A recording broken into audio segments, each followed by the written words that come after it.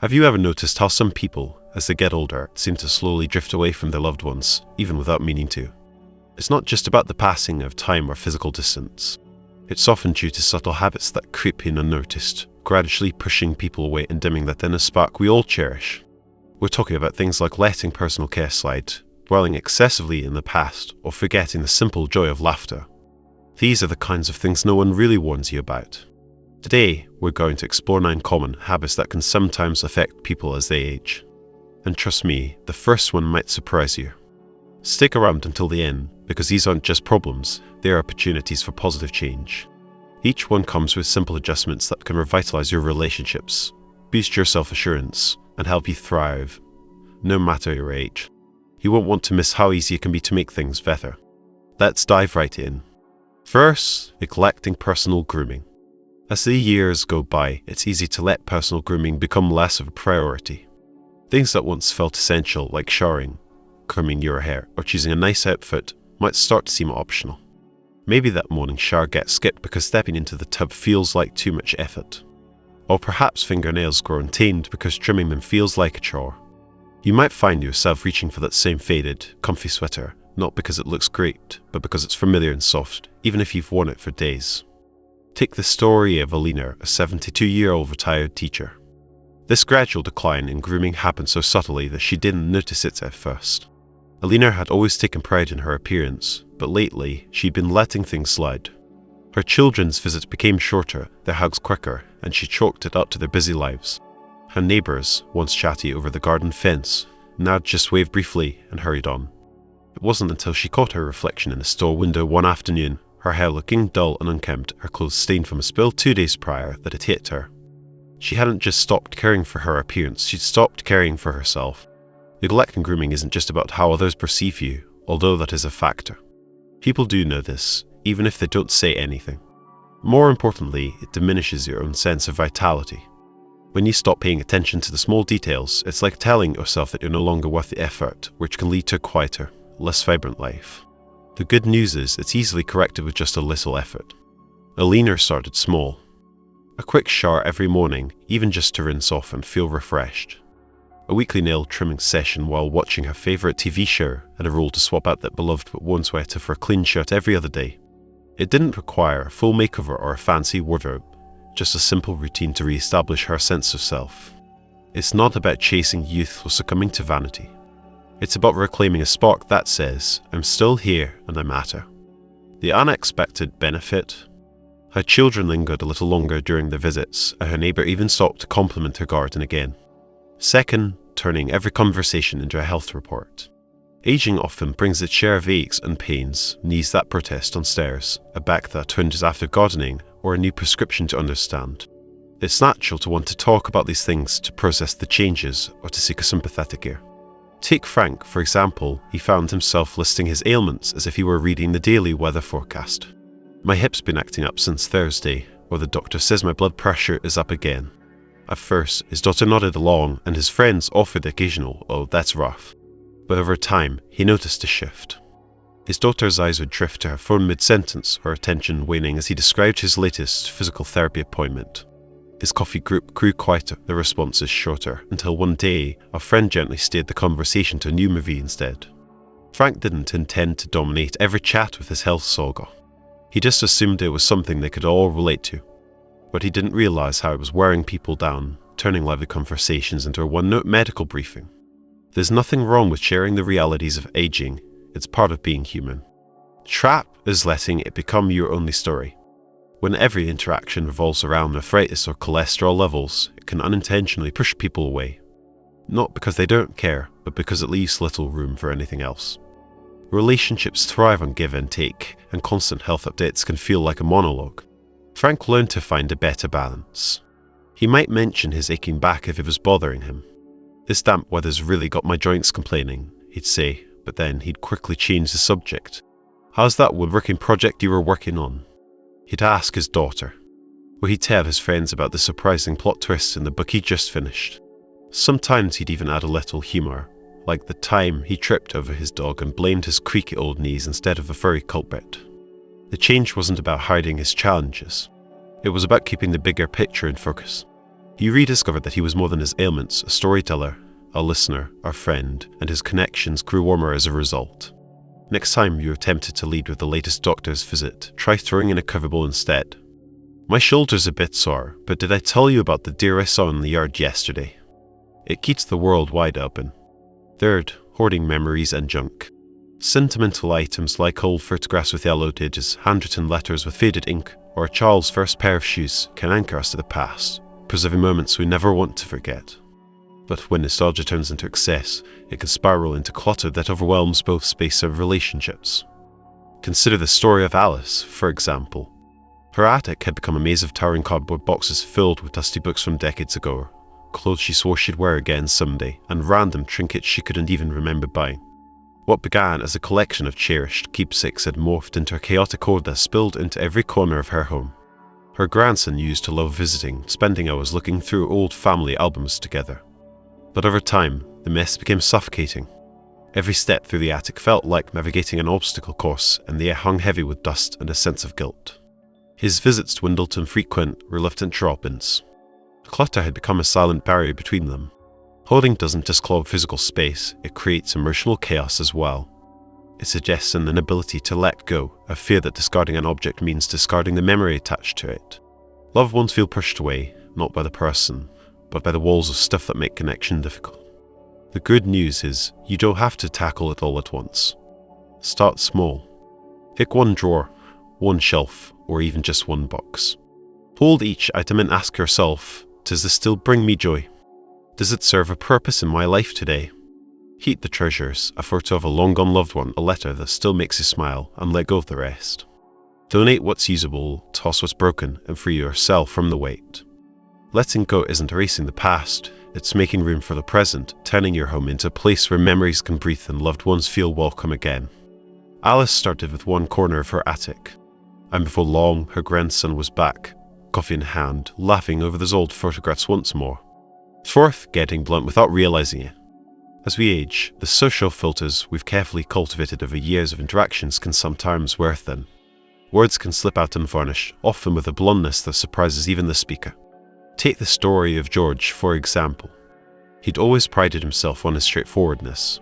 So, when his granddaughter, Sarah, showed up sporting a new, edgy haircut, he chuckled and said, "Well, that looks like a bird's nest exploded on your head."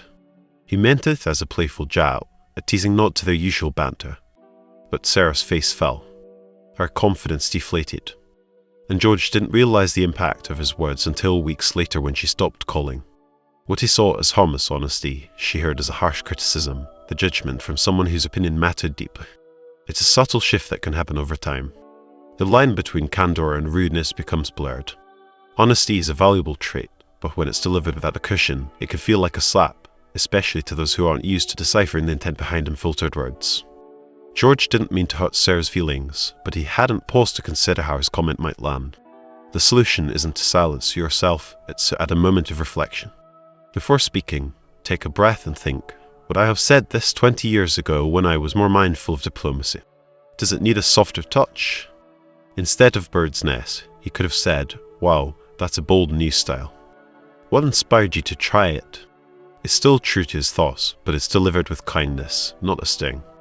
That small adjustment keeps the conversation open, the connection strong. After all, the goal isn't to hide your personality, it's to share it in a way that builds bridges, not walls. When George finally called Sarah to apologize and compliment her creativity, she laughed it off, and their weekly chats resumed as if nothing had happened. Fifth, shunning technology. The digital age has arrived like a tidal wave, smartphones whizzing with notifications, video calls lighting up screens with familiar faces, social media connecting people across vast distances. And for some, it can feel overwhelming to embrace it all. Take Margaret, for example. She clung tightly to her old rotary landline, its cold cord a tangible link to a quieter ear she understood. The phone's simple ring was enough for her. She didn't need apps or touchscreens complicating things. But that choice, innocent as it seemed, came with a cost she hadn't anticipated. Her grandchildren, with their boundless energy and sticky fingers, would gather around their mom's phone for video calls, giggling as they showed off a lost tooth or a lopsided drawing, moments Margaret never witnessed. Family group chat buzzed with life. A blurry snapshot of her daughter's new hairstyle, a video of her nephew's wobbly first steps, a string of silly emojis from her sister. Margaret's landline remained silent through it all, leaving her on the periphery of a world her loved ones now inhabited. It wasn't just about missing updates. Rejecting technology created a chasm between her and the younger generations. Her son, once eager to share a funny online video or a photo from his latest hiking trip, eventually stopped trying. He'd say, "Mom doesn't do tech," with a shrug. Her teenage granddaughter assumed Grandma wouldn't be interested in watching her dance recital livestream, so she didn't bother sending the link. The distance grew, not from a lack of love, but from a silent drift fueled by disconnection. Margaret didn't need to become a digital expert. No one expected her to start posting on social media or creating elaborate videos. But simply dipping a toe into that world could have changed everything. Imagine her fumbling through her first text message, "Hi, sweetie." Smiley face and smiling at the little yellow face she'd accidentally mastered. Picture her on a shaky video call, squinting at the screen as her grandson waves a toy truck, or scrolling through Facebook with a cup of tea, chuckling at her niece's puppy chewing a slipper. These aren't feats of technological mastery, they're lifelines, small human ways to stay woven into the fabric of her family. Technology isn't perfect. Its glitches and complexity can be frustrating. But for Margaret, it could be a bridge across the years, keeping her close to those she holds dear. Now, if you're finding value in these insights, I encourage you to share this video with someone who might also benefit from it. 6. Sticking to the same old routine. There's a soothing rhythm to routine, a steady pulse that makes life manageable when everything else feels uncertain. For some, that rhythm is sacred, a bowl of oatmeal with a sprinkle of cinnamon every morning. A walk past the same tidy lawns and barking dog each afternoon, and a polite refusal whenever a friend suggests trying a new restaurant. It's not that they dislike the idea, they just like their days the way they are, neatly ordered, like a favourite book they've memorised. Those habits are their anchor, a cozy cocoon spun from years of repetition. But comfort can harden into something less forgiving, and they might not realise how the rigidity is starting to isolate them from the people around them. A friend with hopeful invitations eventually runs out of steam after a dozen maybe next time replies. They stop asking, assuming they'd rather stay home than explore. Acquaintances who once suggested a local book club or a matinee showing of a classic film stop calling to, figuring they'll be turned down again. Their world doesn't collapse, it just quietly contracts, shrinking to the size of their kitchen table and that warm path around the block. They don't mean to seem uninterested. They're not against new experiences, they've just become too good at saying no. That predictability sends a message, I'm finished evolving, done stretching. But that's not really true. The solution doesn't require a grand upheaval, no drastic overhaul of their life's blueprint. It can start with something tiny, like trading oatmeal for a warm blueberry muffin one morning, savouring the sweet crumble as a little rebellion against the usual. Or taking a different turn on their walk, down a street they've never explored, where a chatty neighbour might tell them about a local event. Maybe even a hesitant yes to a friend's next suggestion, sitting across from them as they rave about the food, and admitting that it's pretty good. These aren't earth-shattering leaps, they're gentle nudges, proof that they're still curious, still game for a little adventure. And they signal something to the people they love, that they're not just a fixture in their lives, a predictable shadow in the background, but that they're still engaged, willing to meet them partway. Routine is a sturdy base, not a locked gate. A sprinkle of flexibility can transform it from a shield into an invitation, keeping them connected to a world that's still eager to include them. 7. Slouching through life. Aging often brings a slow, creeping decline in posture and mobility. Joints stiffen, muscles weaken, and the body starts to curve inward as if guarding itself against time. But the damage isn't merely physical, it seeps into the spirit and shapes how the world sees you. Someone who once stood tall, shoulders squared, their walk a confident stride, may find that their shoulders have rounded forward, the spine curving, and their steps have slowed, as if they fear the ground might shift beneath them. They don't just appear frail, they feel it, a quiet fragility that settles into their thoughts. They might catch their reflection in a window and barely recognize the person staring back. And others notice too. Strangers at the store might offer to carry their bags without asking, their voices softening with that careful tone people use with the elderly or unwell. Acquaintances might pause mid-conversation to ask if they need to sit down, their concern genuine but grating. They don't want pity, they're not helpless, but their slumped posture tells a story they don't want to tell. Poor posture doesn't just stick in your back or neck, it saps your confidence, drains the vitality from your days, and dims the light you cast in a room. But it's not a sentence you're stuck serving. There's a way to push back, and it's simpler than you might think. You don't need a gym membership or a miracle cure, it starts with small, deliberate acts woven into your routine. Each morning, stand in your kitchen, rolling your shoulders back 5 times, feeling the tension loosen as your chest opens up.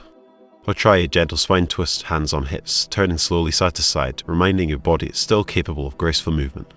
Clasping your hands behind your back and lifting them slightly could stretch out that hunched upper back, a tiny rebellion against gravity. Then step outside for a short walk, 5 minutes, 10 if you're feeling bold, around the block or down to the corner, focusing on the rhythm of your breath, the swing of your arms, the solid earth underfoot. It's not about erasing every ache or rewinding the clock, it's about reclaiming what's yours.